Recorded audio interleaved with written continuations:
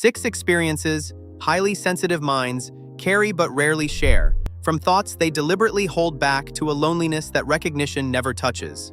Each is grounded in psychology. Number 1 may change how you see yourself. We begin with number 6.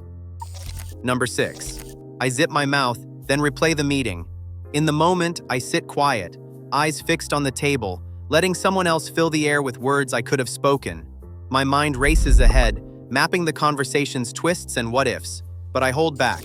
Sometimes it's exhaustion. The effort to explain feels heavier than silence. Sometimes it's a calculation, a silent weighing of risk. Will my words land, or just ripple past unnoticed? Later, alone, I retrace every detail. I remember the urge to speak, the way my heart sped up, the way my idea hovered on my tongue and then vanished. I rehearse the conversation again and again, searching for the moment I could have changed the outcome. For many highly sensitive people, this is not just shyness. It's a deliberate pause, a protective reflex, silence, then replay.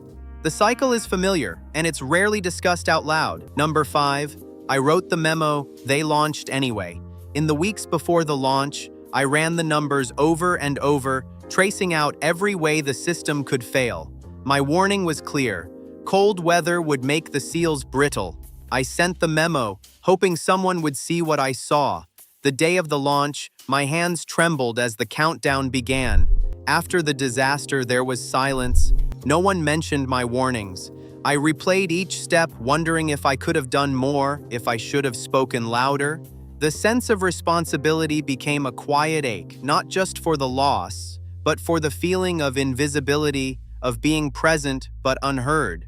For many highly sensitive people, this is the hidden aftermath of the awareness gap.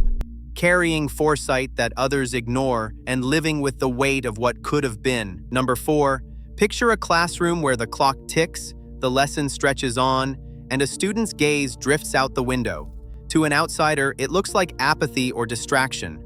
Inside, the mind is restless, hungry for challenge, already several steps ahead of the material. Every detail is absorbed, cataloged, then dismissed as too familiar. The hours pass slowly, each minute weighed down by repetition. When questions come, the answers feel obvious, so the hand stays down. Later, teachers label the student as disengaged or even disruptive, missing the deeper truth. This is what understimulation looks like from the inside. For many highly sensitive or highly intelligent people, boredom is not a lack of effort, but a sign that their environment can't keep up. The sense of disconnection grows, shaping self-image in ways that linger long after the bell rings. Number 3. My mind rewrites the same conversation at 2 a.m. The house is quiet, but inside the dialogue is relentless. I replay what I said, what I didn't say, every word echoing in a loop that won't let me rest.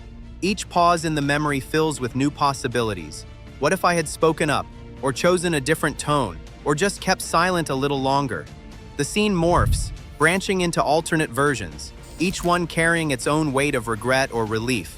This cycle isn't rare for highly sensitive people. It's a familiar undercurrent, rumination that drains energy and stretches the night. Even when the world moves on, the mind circles back, searching for meaning or closure that never quite arrives.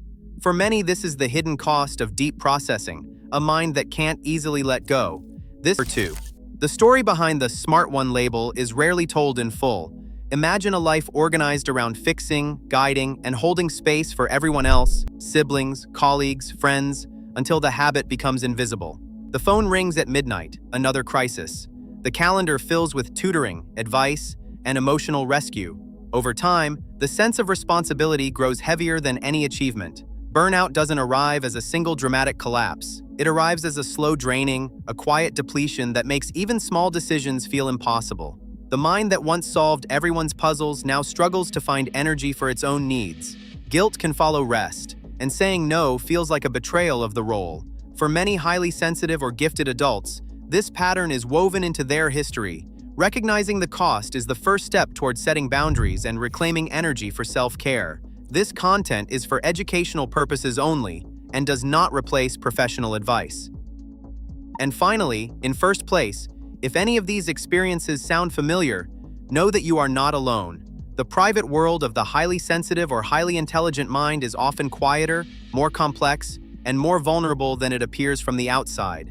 Naming these patterns, including silence, replay, and the feeling of being out of step, can be the first step towards self-understanding. Small changes matter. A moment of grounding, a pause before responding, or even sharing your story with someone who listens can make a difference. For some, professional guidance may offer relief and new tools for navigating these patterns. If you recognize yourself in these descriptions, consider reaching out to trusted resources or mental health professionals. The goal is not to fix what is different, but to honor the reality of how you experience the world. This content is for educational purposes only and does not replace professional advice. Across all these hidden experiences, one pattern emerges. Intelligence shapes our inner lives in ways few notice.